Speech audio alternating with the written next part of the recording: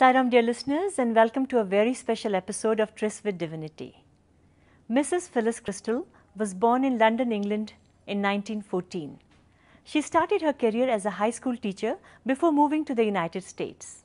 There, she married Mr. Sidney Krystal, a prominent Los Angeles attorney. In the late 1950s, Mrs. Krystal and a close friend embarked on a spiritual experiment to connect with an inner source of wisdom, which they eventually called the high C for higher consciousness. As a result of their inner explorations, they developed techniques to enable the individual to seek help and guidance from the high C within rather than from external sources. In January 1973, at the age of 59, Mrs. Phillis Krystal and her late husband, Mr. Sidney Krystal, came to see Bhagawan Sai Baba right here in Whitefield, Bengaluru. She has captured the first decade of her mystical journey to the avatar and its transformational impact on their lives in her book, Sai Baba, The Ultimate Experience. With Baba confirming the teachings she had been downloading from her high C, Mrs. Krystal continued her inner work, and for over 25 years, she has been giving seminars in numerous countries. In the year 2004, at the age of 91, she moved to Munich, Germany, and at the age of 95, she moved again to Zurich in Switzerland. Currently, she is in Bengaluru, India, where she is guiding eager learners to reconnect to their high C. She maintains that this hunger to tap into a real self is an innate human calling. The goal is to break from any dependence on external authority figures and to seek release from old habits, beliefs, fears, customs, and other influences, particularly those developed in childhood, and replace them by becoming an instrument of the high C.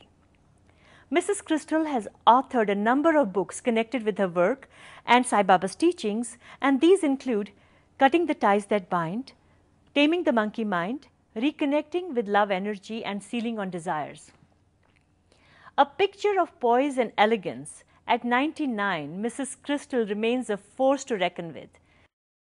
At Radio Sai, are we ever honored to be in her presence to record this interview.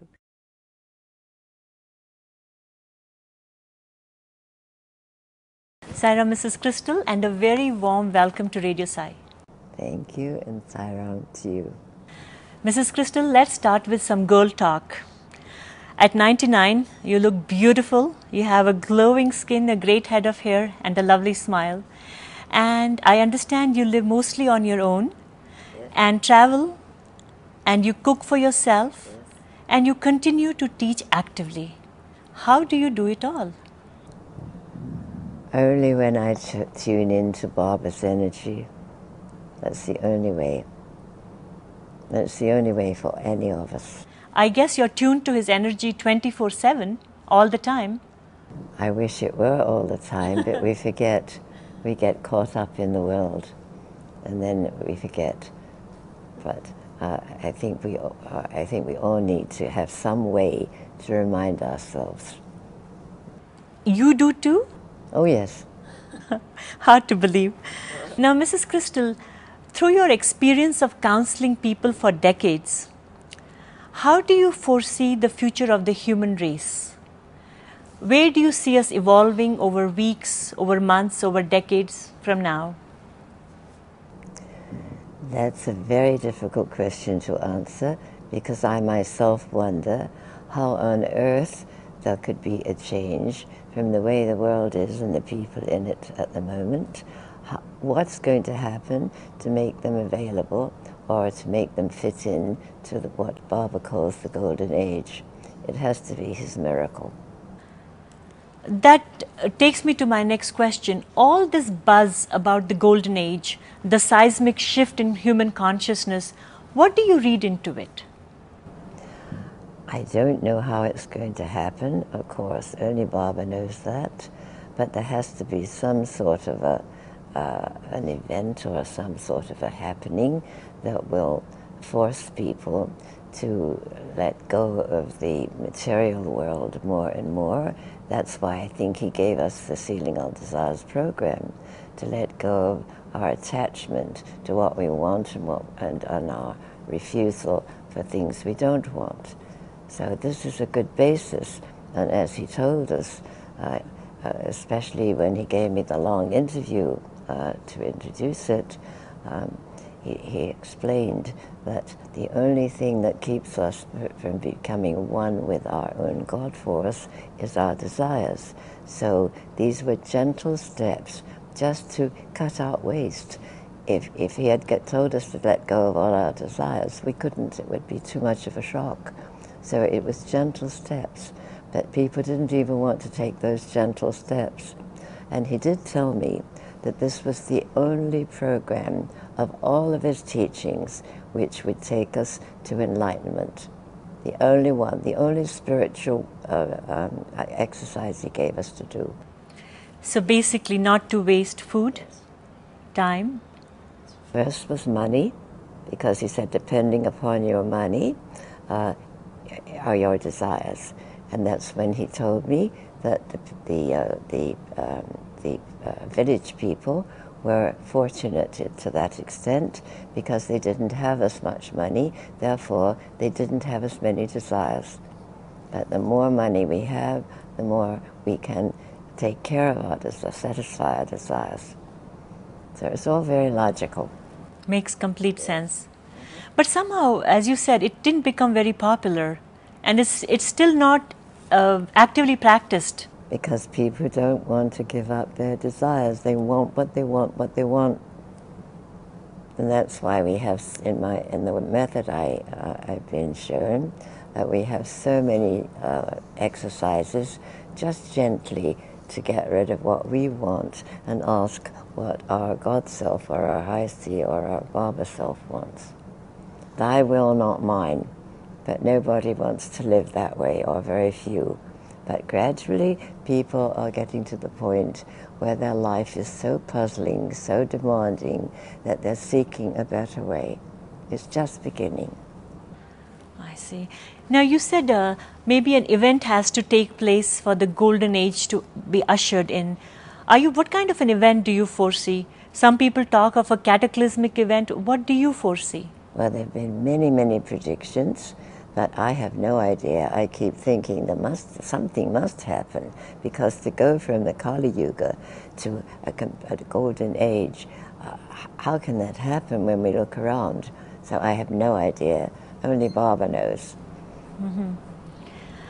I should be interested if I'm still here. And you just might be. Who knows? Who knows? Exactly. Now, in all your works, you mentioned that when you started this inner experimentation, the exploration, you had a friend who worked with you. Yes. We don't hear much about her. Is her name Virginia? Yes, but did she ever come to Baba? Who was she? No, she was very much older than I was at the time. And then unfortunately, she got dementia and Parkinson's disease. So she, unfortunately for me, she didn't even know the first book was published. But her daughter, who's Peggy Lenny, who takes care of many of the emails and other things for me, I think gave her mother a wonderful service. She insisted on taking her home, not leave her in the hospital where they were force-feeding her, because Virginia did not want to eat. She wanted just to let go. And so her daughter allowed her to do that. And she also played audio cassettes of some of the seminars I was giving. And so Virginia was able to see how the work was progressing. So that was a wonderful gift. And did she know about Baba? She did, but she never became a devotee. It was not her path, but it didn't make any difference. We were only aware that we had within us a guide which we called the high C for higher consciousness, and that she believed in. In fact, that's what brought us together in the work, in the method. Mrs. Krystal, when for you, is your high C or higher consciousness and Bhagawan Sri Satya Sai Baba the same, one and the same? For me, he personifies, yes, the God within us, because he makes it very clear that we're not the body, we're not this personality. This is just the temple, he called it one time. He came into the interview room and looking around at us and said, you don't realize you're all walking temples. And it was such a wonderful way to express it, that the body, the personality, the people that we think we are just the house or the temple in which the God self lives. He said, that's your identity. You're all God's. And in one interview, he knew how shy I was, and he was the only one in this whole world who could have brought me out of that shyness to do what I'm doing now. He was absolutely determined. And so in one interview, he came in again, laughing and singing and saying, you don't know who you are. And we thought, well, we thought we did. He said, no, you're all God. And then he turned to me in the back of the room, hiding as usual, and he said, say I'm God, Mrs. Krystal. I couldn't. I was brought up in the Church of England, and I would have been beaten alive if I dared to say I was God. I said, I'm sorry, I can't say I'm God, Mrs. Krystal. Oh, Baba, I can't say I'm God, Mrs. Krystal.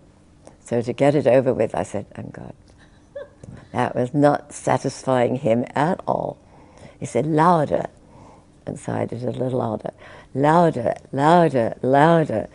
He was absolutely determined to have me making a statement in front of all these people, I am God. So finally I was even shouting it, and he was satisfied. But this is what he wanted to teach us, that that's our reality, and that's the part that doesn't die when our bodies die. But we are so identified with our bodies that we think that we're eliminated when we die. And that's why I don't have any fear of death. And I love to share it with people, because it's so sad. So many people are terrified of death. What happens according to you when we die? Well, my experience of helping people to die is that their real self or their God self just goes out through the top of their head, and you can almost see it. It's like a sort of a smoky outline. And then, as far as I know, of course I haven't died and come back, but I have had 3 different out-of-body experiences when I was extremely ill. And all I can say is that the experience that I had was that everything was so beautiful. The light was wonderful, the colors, the music, and it was always, everything was very joyful. It was not a scary experience at all. And there's always a welcoming committee to greet us. And my younger daughter, who was killed in a car accident a long time ago, she keeps in touch from her level, and she assures us that it's a wonderful experience. And she always sounds so happy. So I would love to be able to help people get rid of that terrible fear of death, because it spoils our life to be constantly afraid. We can't be joyful now when we're so afraid. Mm-hmm. You spoke of this welcoming committee. So when you had this out-of-body experience, mm-hmm. who did you see in your welcome committee? People, your ancestors, your family members? I was only vaguely aware in those days that there were people welcoming us, but they all told me, no, this is not your time. And so I had to come back. And one of the times I was given a choice, but I had 2 very small children, and so I asked myself, who would look after my 2 children, 2 daughters, if I died? And I thought of each one separately, and I thought, no. So my decision was made, and I came back. And I'm so glad I did. And so are we. I'm sure so is the world. Now, all of us have this are supposed to have a connection with our high C, our higher consciousness. But what is it that keeps coming in our way to be consistently and clearly connected? Our own desires, our own belief that we're this little body, and the time, the rushing of time now, the hurry, the constant being the doer. And of course, as we all know, Baba says that we must not be the doer. There's only one doer, and that's Baba. We should always just be the instrument. So I love to be able to teach people just to stop this awful rush. I must do this, I must do that. Have I forgotten that? What should I be doing now? It's worldwide, and we have to keep tuned in and ask, how do you want to use me now? And if you do that all day long, so much more will be accomplished. It's incredible. It's the only way I can do what I'm doing at my ancient age. And now you travel and you give seminars, so don't you ever feel rushed or stressed, oh dear, I have to be on time, I have to get this done? None of that gets to you? Oh, I'm very human, yes. Of course I do. But then I remember, at least I hope I remember, and then I say, sorry, I'm taking over. Well, how do you want to use me now? But I don't always remember. But you see, people get so upset when they forget, and that wastes time and energy. So I always say, forget it. Just, you've made the mistake, just forget it, and now just get tuned in again. Mm-hmm. And so there are many different ways to keep tuned in. Mrs. Krystal, do you ever get angry? I get tired. I get sleepy, yes. Angry? And I get tired when I'm not working. When I'm working, I never get tired. What about getting upset or losing your temper? Oh, yes. I'm very human. Hard to believe. But very often it looks like I'm upset or I'm angry, but I have to listen all the time to see what Baba wants me to say, and sometimes he'll put something into my head, and I'll say, Baba, mentally, I can't say that, but then nothing else happens, so I'm just standing there or sitting there silent, so I have to say it, and sometimes it seems awfully violent, but if I'm an instrument, I can't choose. He chooses how to use all of us. We don't have any choice. Including when you have to put on this angry act. That's right. Now, Mrs. Krystal, is so interesting. At the age of 91, you relocated to Germany, and at 95, you moved again to Switzerland.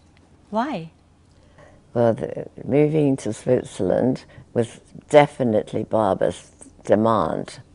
And we had an interview with my daughter and my granddaughter and I was supposed to be a speaker with 3 other ladies, and it was a small one. And he almost immediately said, I want you to move to Switzerland, Mrs. Krystal. And I was so in shock. I couldn't ask why, where, when, nothing. I was numb. Move at my age, and I'd already moved to Germany, and now I had to move to Switzerland. And then I think he realized that I hadn't really understood or I hadn't really taken the whole message in. So again, he said, I do want you to move to Switzerland, Mrs. Krystal. And then I knew that that's what I had to do. Mm-hmm. So that's the only reason I did that. And have you figured out why he had you move in retrospect? No, I haven't. That's one thing I haven't found out. I would love to know. I'm sure there's a good reason. I'm sure there is. I see. Now, let's talk about Baba's Mahasamadhi, his leaving the body. For many people, it came as a shock because they had done their human calculation and they felt that Baba left at least 10 years prior to the time they expected. What do you make of this? I don't pretend to know. If Baba wants to tell us, I'm sure he will. I'm sure he has his own agenda. He does. Quite sure he does. And I'm sure he will tell us when we're ready to accept it. But when we have a determination that he made a mistake or he disappointed us, that gets in the way. We have to be open and ask, what did you mean? And does it matter? You see, people are so busy with silly questions like that they forget that their only duty is to follow his teachings and change their own lives, not worry about someone else, even about Baba. Very well said. Mrs. Krystal, what is High Sea's message for us right now, for the listeners of Radio Sai? Keep in touch with who you really are, which Baba always, when he was speaking to me, called it God's self, because that's your true identity. This is just the role we're playing, and we need the body to play certain roles to learn what we didn't learn before in other lives. So we're being given a golden opportunity with his energy in the world. And he did say very clearly that because his energy is still in the world, he can accelerate our karma, and that way we will be able to get ready for the golden age much more easily. What sort of a time frame, even in general terms, this golden age, when is it likely to come? I have no idea. I don't think he ever told us. I guess when we're ready, I don't know. But then, are we not chasing a mirage? When he promises something, and he always says his mission will never fail. So if we're going to believe his teachings, we have to believe that one too. Very rightly said. Well, I'm not going to say thank you to you, but what I will tell you is why we love you, Mrs. Krystal. Because you're such an inspiring role model, and... No, I'm a threat. I don't think so. Oh, yes. Why? Why do you think so? Why do you say that? Well, people say at 99 I'm doing what I'm doing. Maybe they should be doing it too. At 29, yes, of course. In that sense, because you represent the potential that we all want to live out. And for your love and simplicity, I just want to tell you we are very grateful to you for granting us this interview. But the only thing I always say is keep in touch with your own true self. That is the inner teacher. That's your inner guide. Not anybody else. Not even the organization. I'm sorry. My husband and Jack Hislop were the ones Baba chose to start the one in the States. But he made it very clear for me that that's where we're headed, to listen to our own high C or our own Baba self. Very well said. That is really a simple step, very difficult, because we're constantly being distracted from it. So we have to keep coming back to that. Mrs. Krystal, do you have free time in your schedule when you're done your cooking and you're traveling? And do you pray every day? What is your day like? I try to keep in touch during the day, which is what Baba told me to do. Because I asked him, are you going to give me a meditation? Are you going to give me a mantra? And he said, no, no mantra for you. Just use the so-hum breath. So and hum. And he sang it. And I started to sing it with him. And he said, oh no, not out loud, inside. So that was the, instead of the mantra. And apart from that, just live according to my teachings. I see. Do you read books? No, I don't. You write them. I used to read all the time, but he made it very clear, and one time asked me, do you want to have other people's opinion, other authorities, or do you want to tune in to the only authority that's really reliable, your own God self? And so, of course, I made my choice. So you talk of this inner empowerment And your workshops are attended by people who believe in Baba as well as people who don't know about Baba. How do they receive what you have to offer? Well, originally he told me to keep it separate because it would confuse people. And then gradually, as people became more familiar, then he obviously made it very clear. And I think the most clear time he made it, the time he made it the most clear, was at a youth conference where I was a speaker, and I gave it was youth, so it was Sai Youth, Messengers of Sai's Love.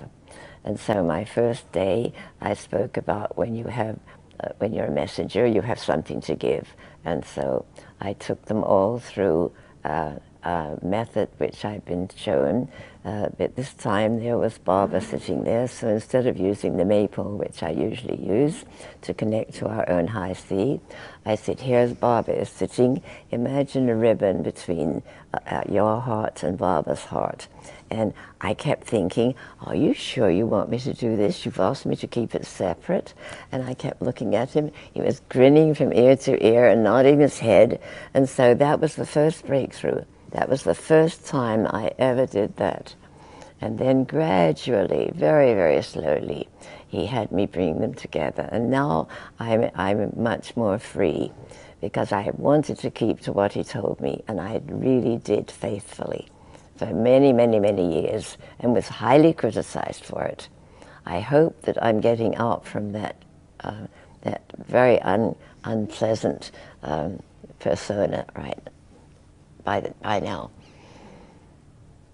because it's much more comfortable for me to be able to share both the method, because let's face it, it was the Baba self inside of me who was giving me the message.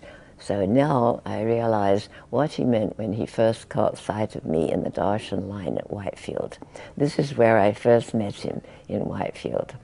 And we were only about 5 Westerners, so with our pale faces and light hair, we stood out. So I was in the background a little bit. And as he wafted over to the ladies' side, he went beyond me. And I thought, oh, he's not my master, because I always knew that the master picks the chela, not the other way around. And when I thought that, he whirled around, faced me, and with the most incredible smile, said, so, long pause, you have come, another long pause, at last. And at the time I thought, how could I have come any sooner? I didn't even know you were in the world until October of last year, and now it's January of the next year, only a few months. Now I understand that he'd been teaching me all this long time when I didn't even know he existed. And so finally I came in the body, so to speak, to his form. So now it took me all those many years to get to that understanding.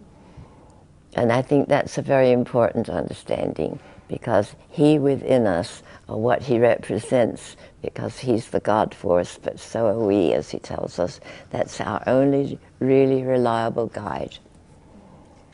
Mrs. Krystal, if you disagree with someone, or somebody disagrees with you, and that person thinks they are being guided by their high C, and the disagreement happens with you and you're being guided by your high C, where is the resolution in this? I just have to keep to my own contact. And sometimes it's very difficult.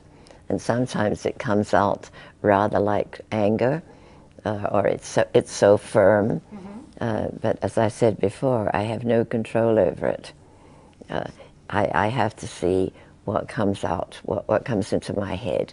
And if I don't say what comes in, nothing happens. I see. And then I just stand there or sit there speechless. So I think it's a matter of practice. People think they're in touch with their high C when they begin, but it's not an easy thing to give up what you want and listen to this inner voice. And we're all rushing, and there's so much noise in the world that we don't take time to be quiet and practice, but it takes practice to make sure. And I've always asked, when I am a little bit curious, not sure whether, you know, where to go, if something comes to my mind and I think, oh dear, should I really say that? I asked one time for a sign, and to my utter surprise, it was as if somebody poured ice cold water down my spine. And so I always get that sign when I'm doubtful. So I think we need a sign to make sure. So I always tell people, ask for your own sign. And sometimes they'll get prickles in their fingers, or their heart will change beat. But we have to be very sure that we're not getting our own desires in the way. And it's a gradual withdrawal from our own ego, which always wants to get in the way and take over, to being an instrument. It takes time and practice. Have you had to forgive a lot of people in your life? Oh, of course. Is it easy? Sometimes not. But then I think I always try to ask, well, what is this person in my life for? What am I to learn? And that's not always easy, because then you have to look at yourself. You see, it's useless. You can't change somebody else. It's impossible. You may think you do, but no. No, we can only change ourselves. That's our biggest job. And that's where the method is so helpful. Cutting the ties to anything that controls us other than the high C or the Baba self. Thank you so very much. You're so welcome. Very grateful. Sairam, Mrs. Krystal. Sairam. It's an honor for me to sit across from you. I can't believe I'm doing this. Oh, but we're just human beings. In fact, we're just parading as in a human form. But we're really, as he always tells us, we should identify with who we really are. Beautiful. Thank you very much. So don't be in awe, please, or honored. I'm just as human as you. You're very humble. Beautiful. Okay. Sairam. Sairam.